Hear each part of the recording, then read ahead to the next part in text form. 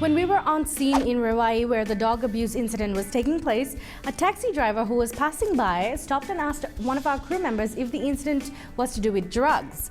And to his absolute surprise, when told that it had to do with animal cruelty, he said, "What? There's actual laws for dogs?" And that's when we realized how much awareness was lacking in terms of public education on animal cruelty laws in Fiji. So lucky for us, a certain local law firm who holds animal protection law very close to their hearts took the initiative to inform the public about the basic laws and acts in Fiji regarding animal cruelty. So they did this through their social media pages, and so we saw fit to visit Lal Patel Bale Lawyers in person to learn more about it and share the information with you guys. Meet University of Auckland graduate Kya Lal, a lawyer at Lal Patel Bale Lawyers. Kya practices in the area of criminal litigation and holds specializations in environmental law, maritime law, and climate change law. I think our firm generally we're absolute animal lovers. Everyone in our firm in our 3 branches has at least one dog or a cat.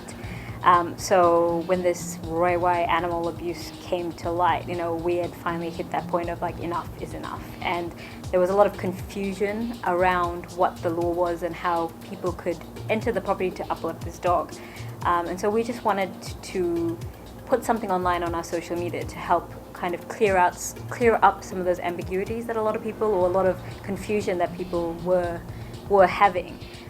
It's not a case that we're animal-specific lawyers or that, there's no real animal law experts in Fiji, but it just happens to be a case that we're lawyers who happen to love animals, and we saw an opportunity to help people understand the law around this area better. Right now, there is a lot of law that is impacting animals and animal welfare either directly or indirectly. For the main purposes around animal protection, it's the Protection of Animals Act 1954, which really blew up around the posting that we were doing and even the post that you guys were doing online. The act itself was written in 1954. It's had a couple of minor amendments over the years, so it doesn't really allow for much. It does provide a basic protection to a wide variety of animals, not just your domestic cat or dog. Cows, sheep, iguanas, a lot of animals are covered underneath it. And so the Act basically allows for a definition of what constitutes animal abuse under Section 3. And then the major sections in regards to the Act is Section 10, which allows very specific people, veterinary officers, designated officers by the minister, people who are given authority, police, and a few other groups to enter a property when they believe an animal has been without food or water for at least 24 consecutive hours, and give them food and water. They can't remove the animal from the property. The other areas that came to light with this Rewa dog issue was the Section 12, which is the search warrant. So basically the Act allows under Section 12 for a magistrate or a justice of the peace, if they believe or have reasonable evidence brought to them, to issue a search warrant to allow a police officer, and only a police officer, to enter a property to search it to determine whether there is a case of animal abuse happening. It doesn't allow for the animal to be removed, it just allows for a search. Then there's also Section 15, which is the obstruction of an officer. So if there is the belief or there is the commission of a animal-related crime or animal-related abuse happening, obstructing an officer from actually engaging or arresting an individual involved in that is in itself an offence. There's very limited scope under the Act for the everyday person to get involved and uplift an animal or remove an animal. So the major thing that the public has is that they are able to report animal abuse, whether that's to the SPCA, Ministry of Agriculture, or the police. In this case, or in the one that we most recently had, the police and the SPCA were the two authorities that really got involved and basically went after a warrant to basically uplift these animals. Shanil Narayan from SPCA shared with us about their involvement with dealing with cruelty cases. as I mentioned earlier on, that we're trying to create that education and awareness about it, and we are getting there. I think so, like, because we are getting complaints from people. People are opening about it as well. Before, we also had this mentality where people basically is like, oh, it's just an animal, why should we bother about it, you know, like we have better things to think about. But we are happy that people are, you know, stepping up and then like voicing for those voiceless ones. We did notice that a lot of people came together on social media to voice against this case, which was a really good encouragement for our team. The team which was actually involved with the whole case, it's stressful, like handling this kind of case is stressful, and it's emotionally and physically very difficult for the team. So to see the comments on Facebook probably like inspired them more, because the team was out like 5-6 in the morning to deal, like trying to run around, sort out warrants, inspection, and it was not only one case they were working with, like there were a bunch of other cases the team was working at the same time, so they had to make sure that everything was done. Other thing was Fiji police, we would thank them, like they worked really well with us, and they've also promised like they will, their team will look into the law, like they will do more workshops, so the officers are well versed with these laws, and they should be able to help us more better in the future, you know, like once they're well versed with it, so it'll be easy for everyone to handle cases like this and similar. Now, we were aware that no one in Fiji has a license to breed animals for profit. In fact, there is no current system to regulate this license. But what breeders tend to do is they make a large profit through the sale of these purebred animals, and like the alleged abuser from the Rewai case mentioned to us, they make a good amount of tax-free money. So through Lal Patel Bale Lawyers, we learned that it is in fact not an illegal act per se. Rather, the problem may be more to do with the unethical treatment of these animals while they're being used for breeding, and what happens to them after their use has been met. Coming up. There's no provision in the law for breeding. There's no system for regulating a breeder. There's no way to license a breeder. But that doesn't necessarily mean that to breed an animal here is illegal.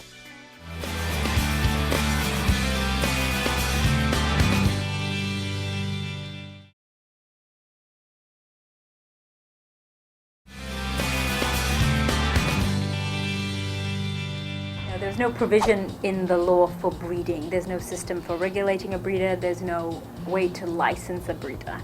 But that doesn't necessarily mean that to breed an animal here is illegal. That just means there's no regulation, because for it to in fact be illegal, there would have to be a law saying that breeding an animal is in fact illegal, or you cannot breed animals under these circumstances. So while it's in fact not illegal, it's hugely unregulated. And there's some great breeders out there who are doing, you know, fantastic jobs. Really care about their animals, you know, their bloodlines. They really, you know, care about their animals if they have a disease, if they're getting sick, and they're, you know, they're generally doing it the right way. But on the flip side, there's also a ton of people out there who've seen the prices that some of these particular dog breeds can fetch. You know, we're looking at anywhere between $1,000 to $2,500. I've seen online people advertising dogs all the way up to $3,000-$5,000. So they've seen it as a way to gain a quick buck, basically. And a litter of pups can be, you know, 1 pup to 10 pups, and so you can do the math on that. For some people, they're just seeing it as a money-making scheme, as a having a dollar figure, having, you know, the economics of it. But there is a way to do it, and there's a way to do it properly, and I think that's one of the significant gaps in our legislation at the moment. There's a lot of rampant backyard breeding at the moment. I think a lot of people that do follow SPCA online would have been aware of a purebred German Shepherd that was abandoned, or, you know, with them a few weeks back, because you know, the dog had an issue, a skin disease. It looked like a dermatitis. And because the owner, for whatever reason, they did the right thing by being unable to care for their dog, they did deposit it at SPCA. But what we're saying is that it's showing that even pedigree dogs are not immune from these issues, and it's an indicator as to how some of these dogs are being bred. It's a really tough situation that a lot of people are finding them in. I think the fact that this instance was reported, and and there's so many other instances of animal abuse that are going unreported or don't hit the media in the same way that this particular case did. I think it coming to the media has empowered a lot of people to be like, if they see a dog or a cat or any other animal who's in some sort of suffering or pain, that they are more inclined now to actually, or more empowered to take a stand or to report it. The issue comes where we have an issue with the legislation itself and the fact that it's not sufficient enough to regulate animal abuse or doesn't provide sufficient enough penalties for animal abuse. Then you've got the subsequent issue of enforceability. Even if our law was perfect, how do we then enforce it? How do we get people, people are feeling a little bit, reporting it and then it doesn't go to the court system. So really, I think for us, it starts with people stepping up and starting to report it. If it's more reported and it's more pushed by the public within our legal system, there's a greater likelihood that it would be prosecuted. And this issue of prosecution of animal welfare issues isn't a present day problem. If you go back and you look at the case law, what's been reported, what hasn't been reported, historically animal issues, have never been the top of the list. Our court system is overwhelmed, and so prosecuting a dog case might not be the top of the priorities, and which in itself is understandable. So once the authorities are basically comfortable, or they get enough of these cases where they start to, people are charged and people are prosecuted and they're going through the legal system, it then builds a precedence. We get case precedents on how these cases are treated, and it can grow a little bit organically through that. But the main, the first step is, once again, going back to this legislation. We can only be empowered to prosecute, and we can only be empowered as much as the law allows that power. And right now, there's so many loopholes. There's a lot of discussion about how even if you are, against all odds, you are charged, and then you go through the process and you are convicted of an animal abuse offense, you are still only facing a maximum penalty of 6 months in prison, or a $100 fine, or both. And that is somewhat reflective of the fact that this legislation was created in 1954. $100 in 1954 would have been a huge amount and would have been seen as a good slap on a good slap on the wrist, a good deterrent. Now not so much, and especially when we consider the fact that our law allows for suspended sentences. So if you're convicted of an offence and it's below 2 years at the magistrate court level, you can have your conviction, you can have your sentence essentially suspended. So that's a bit of a loophole with that. So we could get all the way to the end, we could get a conviction, and then the conviction itself could actually be suspended. The penalty would be that they get a suspended sentence. And that kind of undermines the whole process. So once again, the legislation needs to be amended. And there's a lot of countries that have been able to do it, and that we could definitely learn some lessons from. Austria, Switzerland, closer to home, New Zealand. The animal legislation in these countries are, they're the world leaders in terms of animal welfare and animal welfare standards legally. They're also not without their problems, but it's definitely huge leaps and bounds ahead of where we're at. On episode 4 of our show, you may remember we visited PASH, which is a fairly new animal shelter and hospital in Nandi.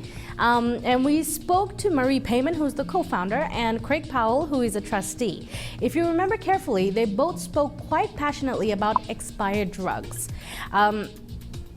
Just to clear the air on that, these expired drugs they were referring to are medicines or medications to be used for animal care.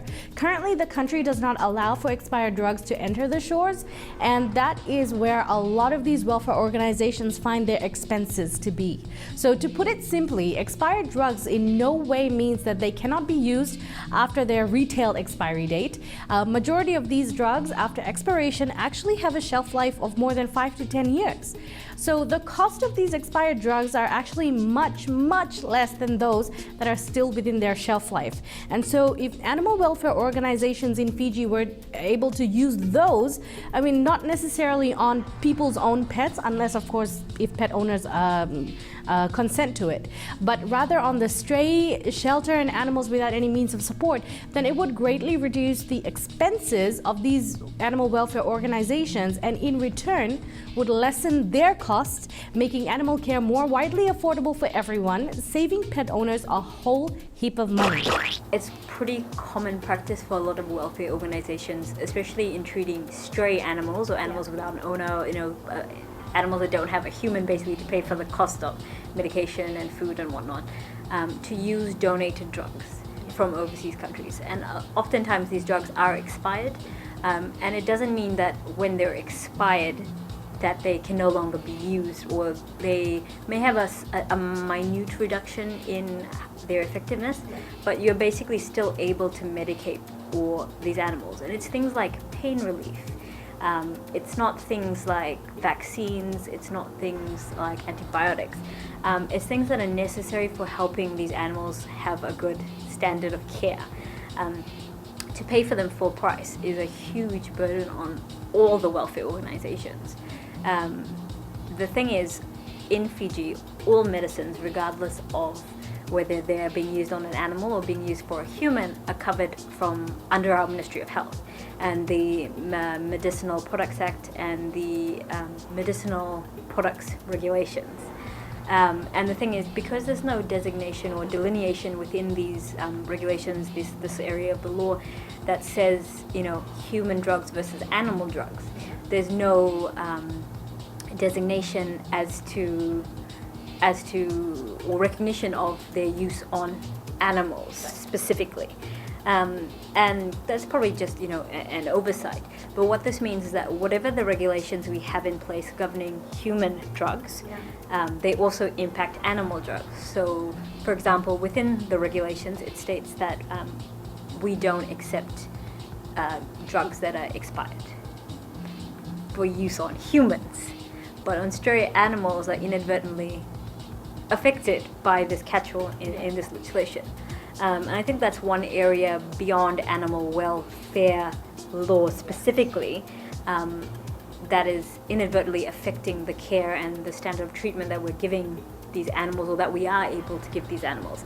And as a result, a lot of these welfare organizations, the huge chunks of their budgets are going on medicating and providing, pain treatment for these animals, especially the ones that don't have owners, the ones that have been accidentally hit by a car, or even for people who want to take care of their dogs and their cats and their stock, but are in a financially very hard, they're a hard position, that they're facing a lot of financial hardships.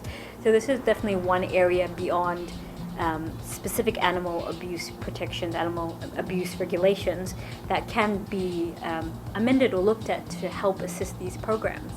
The same goes for even the Charities Act. Under the Charities Act, to be designated a charity, you have to meet a certain criteria are designated as charitable endeavors.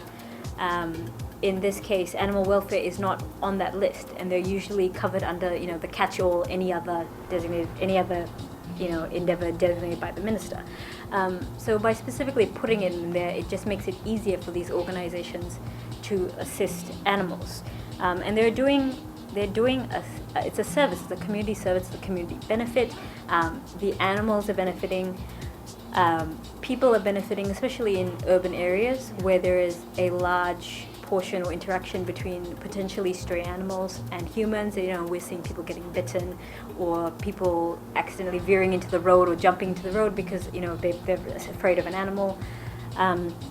It helps in terms of the environment, where by addressing these issues, we address stray animal populations, we address them getting into rubbish, litter, beautification. It addressed tourism in the sense that people don't want, they feel really strongly when they come from overseas and they see these animals, living on the street, or animals that are sick or animals that are injured. And it's a tourism benefit to say, look, we have a great animal rights reputation. People are inclined to come to a country where they know that there's animal welfare issues are being dealt with appropriately, because overseas online, it's something that, especially with millennials, younger travelers, they're concerned about ethical travel. So you might be just fixing one area, but the thing has fixing this one area has a huge flow-on effect, a huge net benefit to a lot of other areas in our society. And so, we have to start somewhere, and I think these particular areas can be addressed. If you truly care about our animals, then I urge you all to familiarize yourselves with the different types of animal protection laws and acts in place in Fiji. There is no doubt that these acts need an upgrade, but the way we get that ball rolling is by speaking up and taking action. There is a famous saying that goes, "Our lives begin to end the day we go silent about the things that matter." So, make a difference. Be kind to animals, because your act of kindness to even one animal, whether great or small, may not be a big deal to you, but it would mean the world to that one animal. Join us for our season finale next week. Here's a sneak peek. Next week on the season finale of the Pet Project, It's kind of like the HIV of dogs, learn about the deadly canine parvovirus. because there is no known cure for it yet. There may not be a cure, but there are ways to prevent it completely. I lost all 6 of my beautiful babies. Don't lose your pets to this fatal virus. The virus itself and the infection itself isn't what kills them, it's the consequences of that. To find out more, join us next week on the Pet Project, Tuesday the 28th at 7 p.m. on Fiji 1.